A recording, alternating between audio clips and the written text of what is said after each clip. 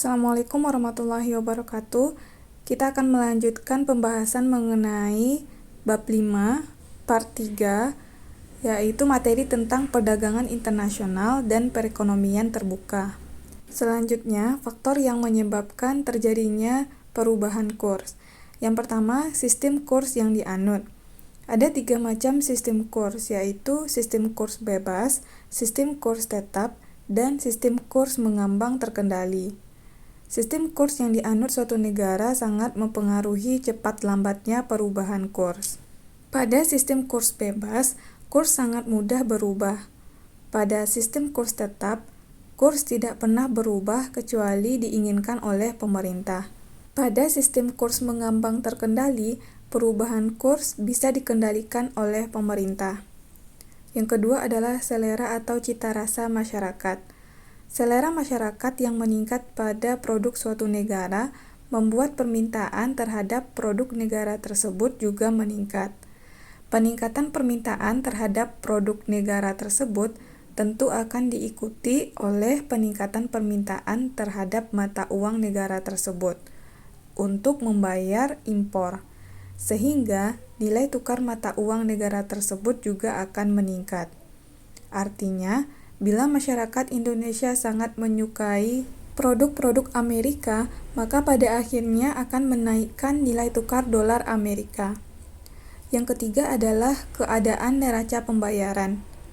Apabila neraca pembayaran Indonesia mengalami surplus atau berlebih, itu berarti telah terjadi kelebihan permintaan terhadap rupiah.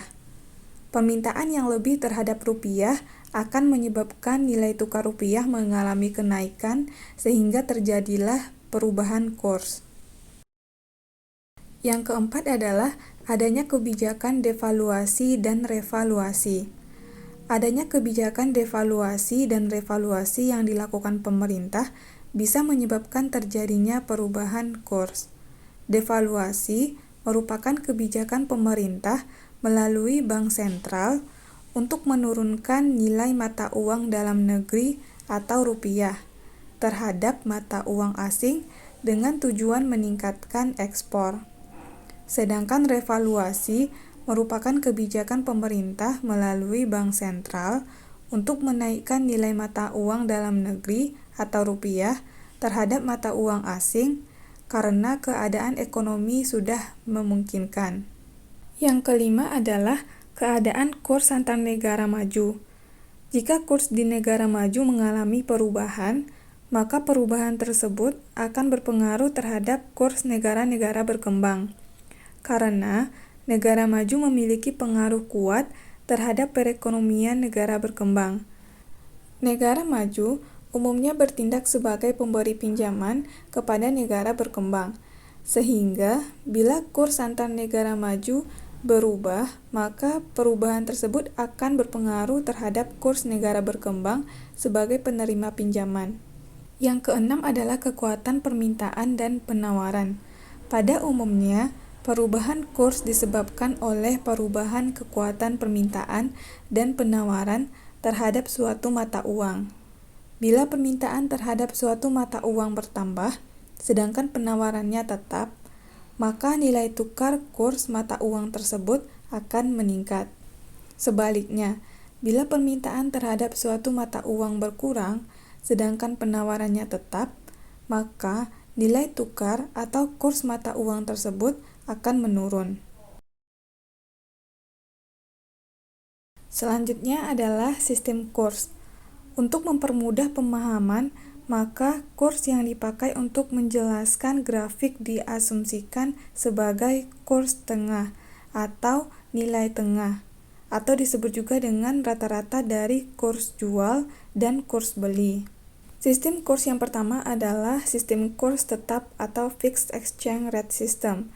Pada sistem ini, kurs ditetapkan oleh pemerintah.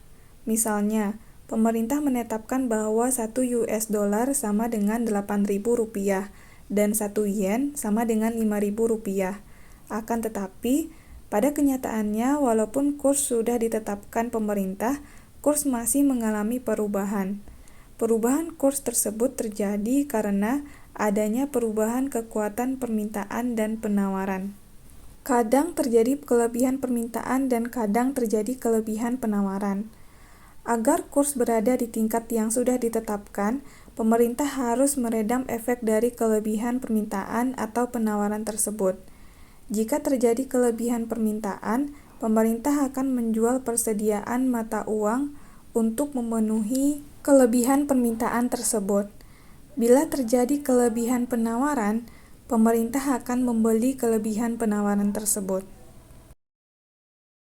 Pada awalnya, pemerintah menetapkan nilai tukar atau kurs rupiah terhadap dolar Amerika 1 US dollar sama dengan 8.000 rupiah.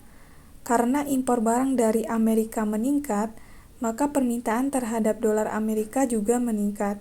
Dari Q0 menjadi Q1 yang akhirnya membuat kurva permintaan bergeser dari D0 ke D1. Apabila pemerintah tidak campur tangan, maka akan terbentuk tingkat kurs yang baru, yaitu E1. Agar tingkat kurs tetap pada 1 US dollar sama dengan 8.000 rupiah, maka pemerintah melalui bank sentral akan menjual cadangan dolar Amerika sehingga kurs penawaran dolar Amerika akan bergeser ke kanan dari S0 ke S1 dan terbentuklah tingkat kurs yang besarnya sama dengan tingkat semula, yakni 1 US dollar sama dengan 8.000 rupiah. Yang dapat kita lihat pada grafik atau gambar 5.1 grafik sistem kurs tetap. Selanjutnya kita akan membahas sistem kurs bebas.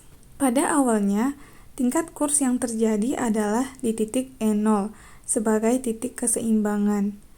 Bila impor terhadap barang-barang Amerika meningkat, maka permintaan terhadap dolar Amerika untuk membayar impor juga meningkat, sehingga kurva permintaan dari D0 akan bergeser ke D1. Hal itu mengakibatkan kurs keseimbangan bergeser ke E1. Pada titik E1, nilai tukar rupiah adalah 7.000 rupiah per dolar Amerika Serikat atau 1 US dollar sama dengan 7.000 rupiah. Maka dikatakan bahwa nilai dolar Amerika telah mengalami peningkatan atau apresiasi terhadap rupiah. Karena sebelumnya 1 dolar Amerika hanya senilai 6.000 di titik E0. Sebaliknya, bila impor terhadap barang-barang Amerika menurun, maka permintaan terhadap dolar Amerika juga menurun, yang pada akhirnya akan menggeser kurva permintaan dari D0 menjadi D2. Hal ini dapat kita lihat pada gambar 5.2, yaitu grafik sistem kurs bebas. Akibatnya, tingkat kurs keseimbangan bergeser ke titik E2, yaitu 1 US dollar sama dengan 5.000 rupiah. Ini berarti nilai dolar Amerika mengalami penurunan atau depresiasi terhadap rupiah. Yang perlu diingat dalam sistem kurs bebas adalah bahwa berapapun harga keseimbangan, baik pada E0, E1, atau E2, maka jumlah devisa yang diperjualbelikan merupakan jumlah keseimbangan, yakni jumlah yang diminta sama dengan jumlah yang ditawarkan.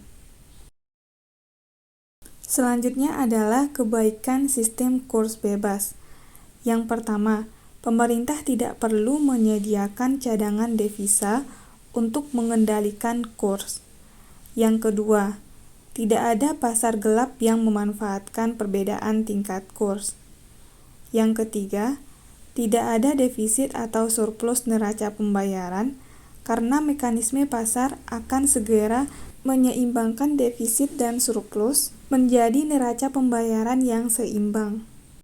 Sedangkan keburukan dari sistem kurs bebas ini adalah kurs mudah berubah-ubah sehingga menimbulkan ketidakpastian transaksi ekspor, impor, dan transaksi-transaksi lain yang berkaitan dengan mata uang asing. Sistem kurs yang ketiga adalah sistem kurs mengambang terkendali atau Managed Floating Exchange Rate System. Pada sistem ini, tinggi rendahnya kurs ditentukan oleh mekanisme pasar atau ditentukan oleh kekuatan tarik-menarik antara permintaan dan penawaran. Akan tetapi, dalam sistem ini, pemerintah masih dapat mengendalikan tingkat kurs bila kurs bergerak naik atau turun melampaui batas yang telah ditetapkan. Contohnya, ditetapkan bahwa kurs boleh naik atau turun dengan batas 1% di atas atau 1% di bawah kurs yang telah ditentukan. Apabila ternyata kurs naik melebihi 1%, maka pemerintah akan menjual cadangan devisa. Dan bila ternyata kurs turun melampaui 1%, pemerintah akan membeli kelebihan devisa. Semua itu dilakukan pemerintah dengan tujuan agar kurs kembali ke tingkat yang telah ditentukan. Pada awalnya, tingkat kurs ditentukan sebesar 1 US dollar sama dengan 8.000 rupiah. Kurs diperbolehkan naik atau turun dengan batas 1% di atas atau 1% di bawah tingkat tersebut. Artinya, kurs boleh naik sampai 1 US dollar sama dengan 8.080 rupiah yang didapatkan dari 8.000 ditambah dengan 1% dari 8.000. Dan kurs boleh turun sampai dengan 1 US dollar sama dengan 7.920 rupiah yang didapatkan dari 8.000 rupiah dikurang dengan 1% dari 8.000.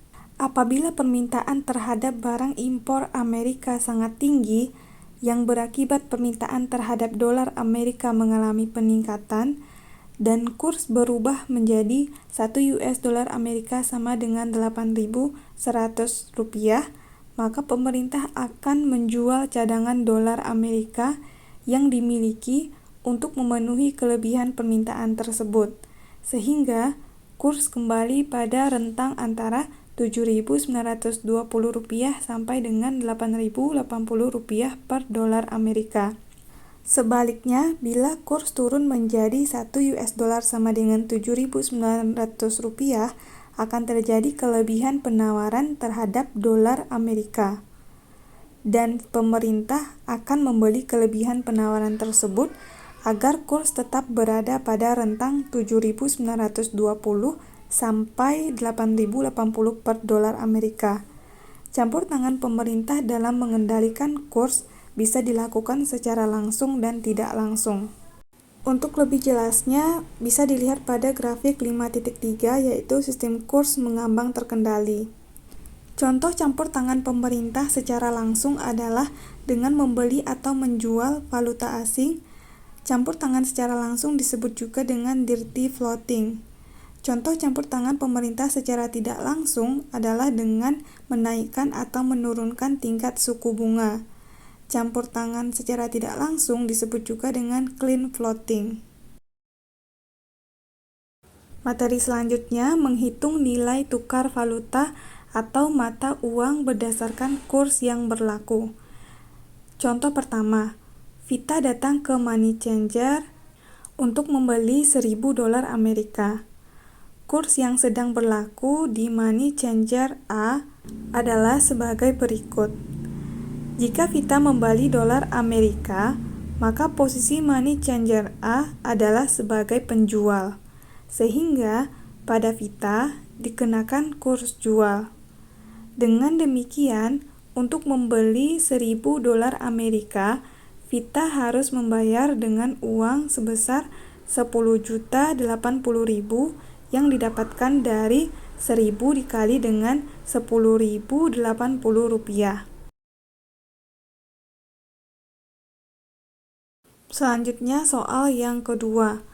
Firman datang ke money changer A untuk menjual 1.000 yen dan menukarkannya menjadi rupiah. Kurs yang sedang berlaku di money changer A sama seperti pada soal sebelumnya, soal nomor 1.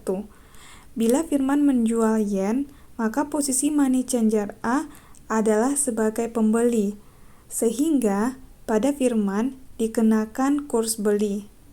Dengan demikian, dari penjualan 1.000 yen, Firman akan memperoleh uang rupiah adalah 86.500 yang didapatkan dari 1.000 dikali dengan 86,50 rupiah. Selanjutnya soal yang ketiga.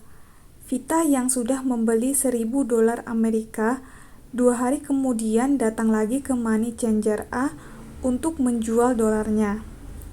Saat ini, kurs sudah berubah menjadi seperti pada tabel. Karena Vita menjual, maka pada Vita dikenakan kurs beli sebab posisi money changer A sebagai pembeli. Dengan menjual kembali uang 1.000 dolar Amerika, Vita akan memperoleh uang sebesar 10.200.000 rupiah, yang mana angka ini didapatkan dari 1.000 dikali dengan kurs beli, yaitu 10.200 rupiah. Dengan demikian, dari jual beli falas, Vita telah memperoleh keuntungan 10.200.000 dikurang dengan 10.080 rupiah sama dengan 120 rupiah. Karena dengan bermodalkan uang 10.080 rupiah, 2 hari kemudian uang Vita telah berubah menjadi 10.200. Jual beli dengan memanfaatkan perubahan kurs seperti inilah yang dilakukan oleh para spekulan dengan harapan memperoleh keuntungan. Sebagai kuncinya, bila ingin mendapatkan keuntungan dari jual beli falas, seseorang atau spekulan harus menunggu kurs beli yang dikenakan money changer naik lebih tinggi dibanding kurs jual yang dikenakan money changer sebelumnya. Selanjutnya cara pembayaran internasional. Yang pertama adalah tunai atau cash. Cara pembayaran tunai bisa dilakukan dengan menggunakan mata uang asing yang disebut dengan falas atau valuta asing, atau bisa juga dengan menggunakan mata uang dalam negeri. Hal itu tergantung kesepakatan kedua belah pihak. Pembayaran cara ini dilakukan bila eksportir belum kenal baik dengan importir atau bila eksportir belum mempercayai importir. Yang kedua adalah transfer telegrafis atau kabel order, merupakan cara pembayaran yang dilakukan bank atas perintah nasabah dengan mengirimkan telegram, telex atau telepon kepada bank di luar negeri agar membayar sejumlah uang kepada orang atau badan yang berhak menerimanya. Yang ketiga, clearing internasional, merupakan pembayaran yang terjadi antar bank di negara yang berlainan dengan cara memindahkan saldo kepada pihak yang berhak sebagai hasil rekapitulasi atau pengumpulan transaksi tiap akhir hari kerja. Dalam sistem ini diperlukan satu lembaga yang bertugas mengatur tata cara transaksi yang disebut clearing house. Yang keempat adalah wesel atau bill of exchange atau commercial bill of exchange atau draft atau trade bills. Cara pembayaran dengan menggunakan wesel paling umum dipakai dalam perdagangan. Wesel merupakan surat yang ditulis penjual atau eksportir yang berisi perintah kepada pembeli atau importir untuk membayar sejumlah uang pada waktu tertentu di masa yang akan datang. Dalam perdagangan internasional, cara pembayaran dengan menggunakan wesel dapat mengikutsertakan peran bank agar lebih mudah mengingat jarak eksportir dan importir sangat jauh. Cara pembayaran dengan wesel yang mengikutsertakan peran bank. Langkah-langkahnya adalah sebagai berikut. Yang pertama adalah eksportir mengirimkan barang kepada importir melalui maskapai pelayaran. Yang kedua, eksportir mengirimkan dokumen pengiriman kepada importir dan memberitahukan adanya penarikan wesel. Yang ketiga, eksportir datang ke Bank A dengan membawa wesel yang sudah dilampiri dokumen pengiriman. Yang keempat, Bank A membayar kepada eksportir. Bank A bersedia membayar karena bank memperoleh keuntungan berupa bunga diskonto. Selain itu, pada umumnya berlaku pula persyaratan Bila importir tidak bisa membayar pada saat jatuh tempo, maka eksportirlah yang bertanggung jawab melunasi wesel tersebut kepada bank. Yang kelima, Bank A mengirimkan wesel tersebut kepada Bank B di negara tempat importir tinggal. Dengan diterimanya wesel, Bank B akan membayar kepada Bank A. Pembayaran tidak dilakukan dengan cara mengirimkan uang, tapi hanya dalam bentuk pencatatan saldo karena sebelumnya sudah ada perjanjian kerjasama antara Bank A dan Bank B. Kemudian, Bank B menagih kepada importir. Apabila importir memiliki rekening di Bank B, maka Bank B tinggal mengurangi jumlah yang tersimpan di rekeningnya. Sebagai catatan, wesel yang belum jatuh tempo dan sudah diasep atau diakui oleh importir bisa diperjualbelikan untuk mendapat keuntungan, di antaranya berupa bunga diskonto. Wesel yang dipergunakan dalam perdagangan internasional dapat digolongkan berdasarkan: yang pertama, ada tidaknya dokumen. Terdiri atas yang pertama, clean draft, merupakan wesel yang tidak disertai dokumen pengiriman, dipakai oleh eksportir dan importir yang saling percaya. Yang kedua adalah documentary draft, merupakan wesel yang disertai dokumen pengiriman. Yang kedua berdasarkan waktu pembayaran, terdiri atas yang pertama side draft atau wesel yang harus segera dibayar setelah wesel dan dokumen diperlihatkan.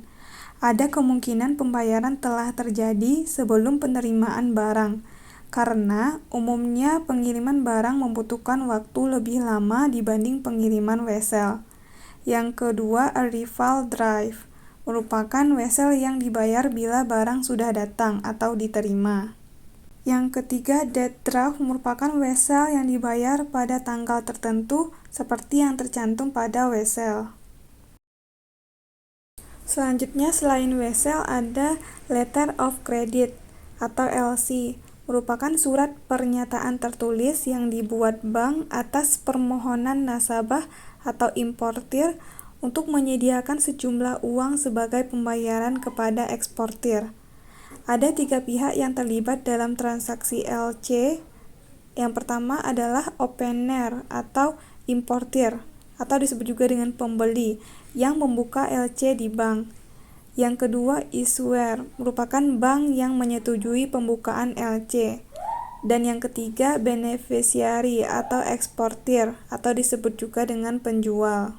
Selain 3 pihak di atas, umumnya transaksi LC masih menggunakan jasa confirming bank, yakni bank yang bersedia menjamin transaksi LC. Transaksi LC menggunakan langkah-langkah.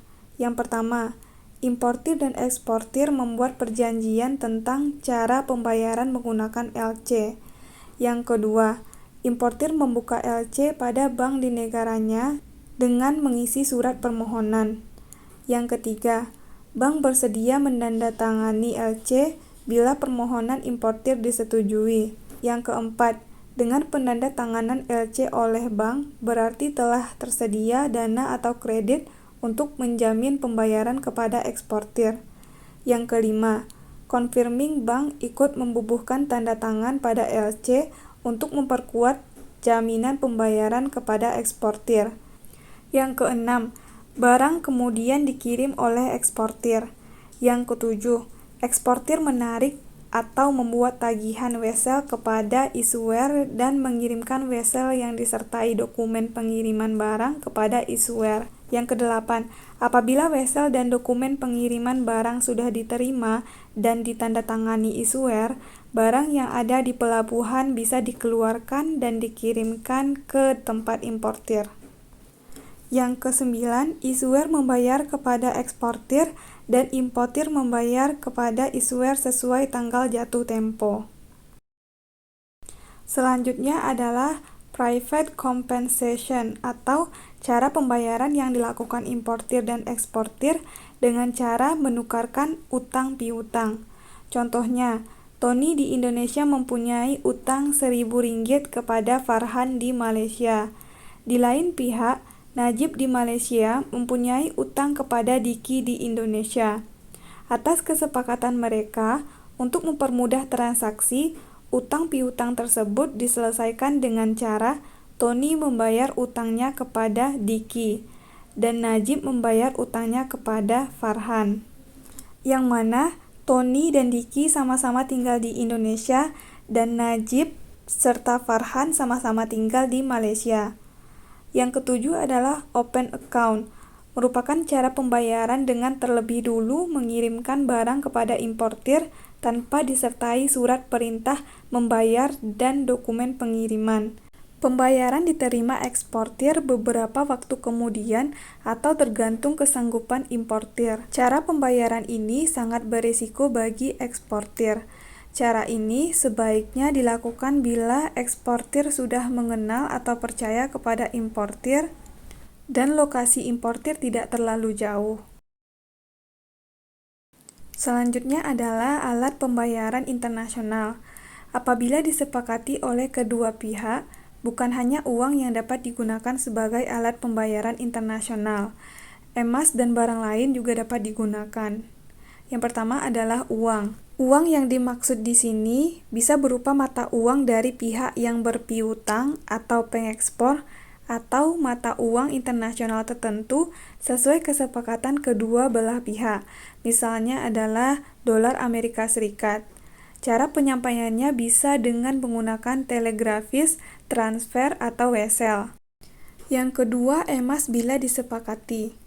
Jumlah emas yang harus diserahkan senilai dengan jumlah uang yang harus dibayarkan. Yang ketiga, barang-barang. Penjualan barang yang dibayar kembali dengan barang sudah dilakukan sejak lama dan dalam perdagangan internasional disebut perjanjian imbal balik atau counter trade. Sekian materi yang dapat disampaikan pada kesempatan kali ini. Semoga bermanfaat. Assalamualaikum warahmatullahi wabarakatuh.